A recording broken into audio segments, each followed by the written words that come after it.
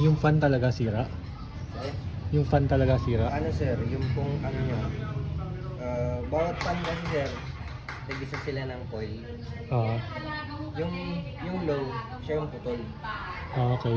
Yung high, gumagana pa. Pero, ang con kasi nito sir, tsaka lang gagana si high kapag nag-aircon ka. Kaya napansin mo kanina sir, gumagana yung high. Oo. Kaya pero the time na napansin mo na hindi lumalamig sir, hindi gumagana si high. Ay! Gawa ng sir, yung fuse niya sira. So putok din yung fuse.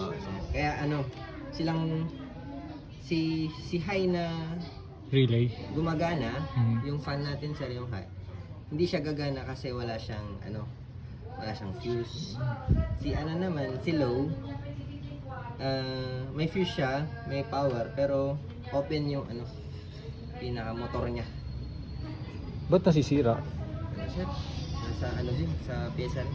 Pyesa nun. Nataon lang na sa'yo nakatapat yung ganong klaseng hindi. Sir. Kaya ang kagandahan naman kung may sasaloyin siya ni warranty. Oo.